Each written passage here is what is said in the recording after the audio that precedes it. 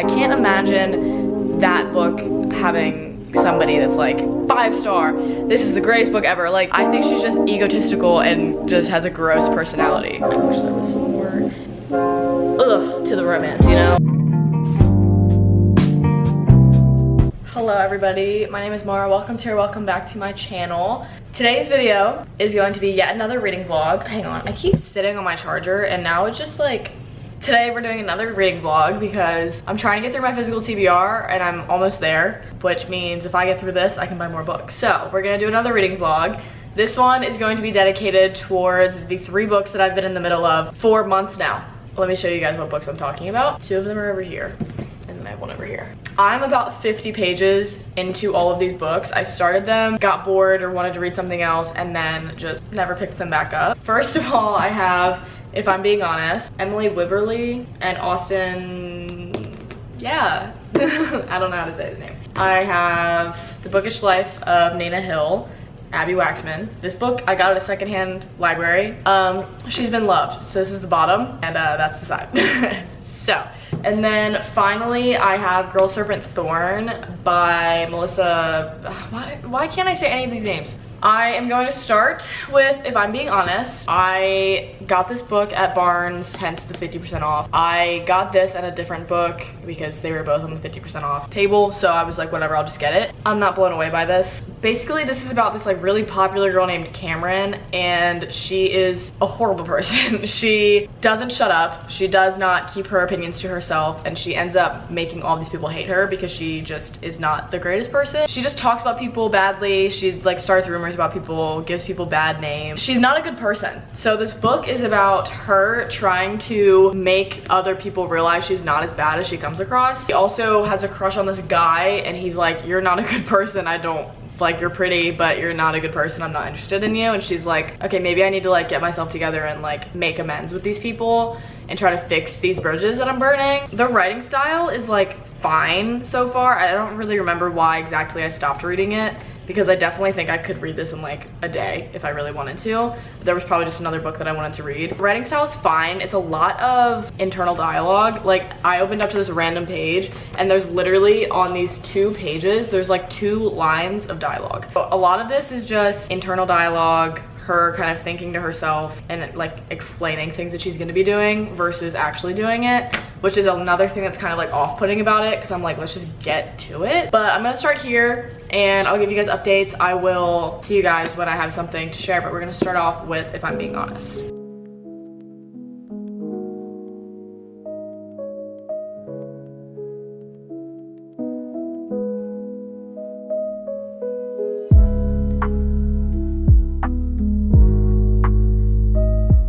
I mean this in the nicest way possible when I say that reading this book is brutal. So, mind you, the quote on the front is from BuzzFeed, and it says, a delightfully feminist rom-com. Nothing about this girl screams feminism, like at all, because literally on the back it says, turns out being gorgeous and popular doesn't get you off the hook for being a total bitch.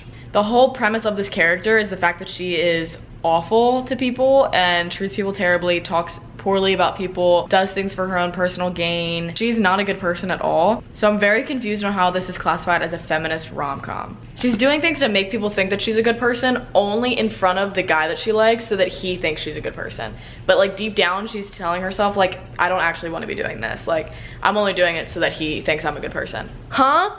I just don't see how there could be any character development here, and I could tell you 110% if I was not like reading this book for this video, I would DNF it right now. Like, this is ridiculous. And what also bothers me is the fact that like they are trying to make it seem like she has all of these like deep personal like self-rooted problems that are making her the way she is, but it's like these things, just like the things that she's going through, don't add up to why she's treating other people that way. Like, you know how people are always like, oh, like bullies are always the people that like were bullied or have or are being bullied or like things like that, because they're trying to like regain that control of like being rude to somebody else. Like, her family issues that are happening in this book do not translate to her talking badly about people, because she says to herself like, you know, being gorgeous and popular, like she knows that she's like an attractive person. I think she's just egotistical and just has a gross personality. That's what I have to say. I'm gonna finish this book and come back because I can't fathom this right now. I'm done the first book. Mind you, I was skimming the pages trying to finish because this was a horrific start. I think I'm gonna give this 2 stars just so I don't feel horrible, but I am gonna go ahead and just spoil this book because I don't care. So if you don't want spoilers, just skip right on through. So the whole point is that she's trying to apologize to these people that she's done wrong and talked badly about and made fun of and bullied to make this guy Andrew think she's not a horrible person so that he will date her and take her to the dance. In doing that, she tries to make amends with this guy named Brendan, and her nickname for him is Barfy Brendan because he gets sick. In doing so, she ends up like falling in love with Brendan. She still will like refer to him as like the mean nickname that she gave him. And I'm like, if you're in love with this kid, like, can't you call him like babe? Like, why are you calling him the mean nickname that you gave him to bully him? This book was whack. Like, I have nothing else to say about it. I don't recommend this book. I think a lot of people will just be angry. I can't imagine that book having somebody that's like 5-star, this is the greatest book ever. Like, the turnaround of her character seemed so fake. Next, I have The Bookish Life of Nina Hill. I was actually listening to this on audio for a little bit. I'm again like 50 pages through this one because audiobooks take longer to get through, obviously. But this book, I talked about how I actually kind of did enjoy it months ago when I started. It's following this girl who's like the absolute definition of like a book girly. Like, she's obsessed with cats, she's in trivia clubs, like loves reading, works at a bookstore. She ends up finding out that her family from her dead father coming into contact with her, and she realizes that she's actually part of this huge family she had no idea about. So she's like learning all this stuff about herself while she is finding out that she actually is into this guy who's supposed to be her enemy, okay? Enemy because he's a rival trivia attendee. I like the way it's set up. Like, at the end of every chapter, there is a little like to-do list of her. Like, I feel like there's cute elements to the book. On the back, it says, "Move on over, Jane Austen. You've met your modern day match in Abby Waxman." Now, I cannot say that I feel the same way. Hello, everybody. Welcome to day 2 of this video.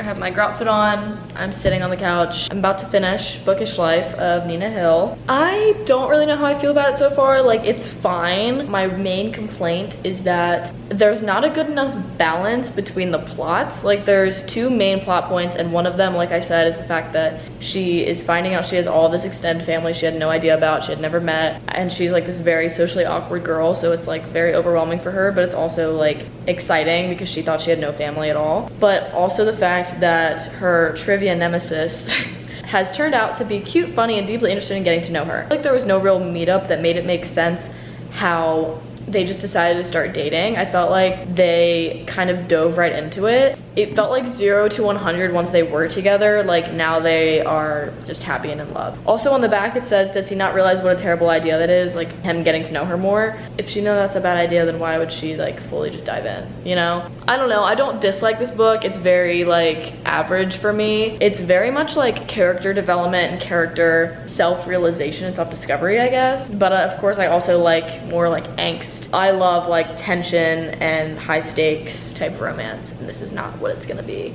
Which I know going into it that that's true, but at the same time it's like, I wish there was some more to the romance, you know? Focused on her personal life and just like meeting new people, which is also overwhelming because it's like every chapter there's somebody new, which I get emphasizes the point that she has this huge family she had no idea about, but there's like so much of just like, here's a new character, here's a new character, and then you never meet them again. So it's like, what's the point of introducing them if they're not gonna become a plot point of the story? All right, it is later in the day, and I finished Bookish Life of Nina Hill. It didn't wow me, it wasn't bad, I just didn't really feel super connected to the story or to the characters. I just read it, it was fine, it wasn't anything special in my opinion. But we're gonna move on to the last book for this video, which is Girl Serpent Thorn. I am a little bit into this book already. This one I actually started in like March, I wanna say, and I got a little bit into it, and then I think I just gone and bought new books and wanted to read those instead. So this book is a fantasy, so I decided to just start over from the beginning because because I was only a few chapters in, but just in case there was anything in there that I needed to know that I would have forgotten, just restarted it to like refresh my memory. Supposedly like a retelling of Sleeping Beauty, and so far I'm not really seeing the comparison. Like comparing it to something like Frozen makes so much more sense because it's about this girl named Soraya who has this curse. She has like this poisonous touch. As she's growing up, her mom is telling her these stories, and then she realizes that it's actually about her, and she thinks it's like this fictional story that her mom's telling her. It's like a bedtime story, but it's about her, and it's saying like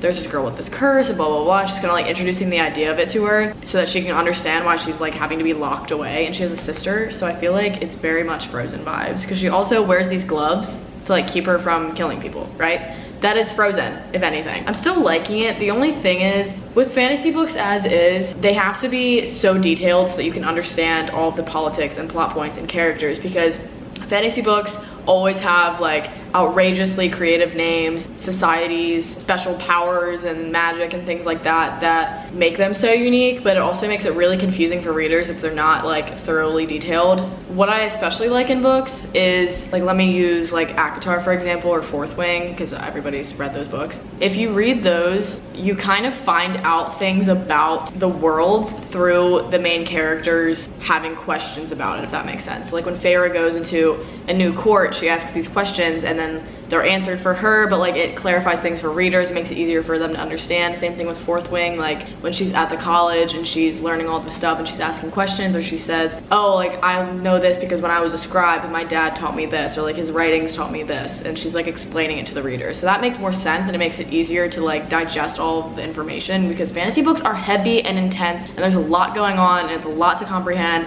You have to stay focused. And in this book, I felt like we just jumped right in and I didn't get a chance to really understand everything before like another 3 characters were involved. And now I'm like, I don't know who these people are. So I have to go back, reread some things. I'm trying to read it slowly, but I'm still trying to not sit here and read this book for ever and ever and ever. I am enjoying it. This isn't really my usual taste in fantasy books. Like I said before, even in just talking about the bookish life, like I really like high stakes and like sacrificing and things like that, especially in fantasy, and I'm not seeing a whole lot of that yet, and I'm almost halfway through. So I feel like we're still just kind of gathering background information to an extent, and I am almost exactly halfway through this book. So I'm hoping things pick up. Not disliking it, I just have a lot of questions.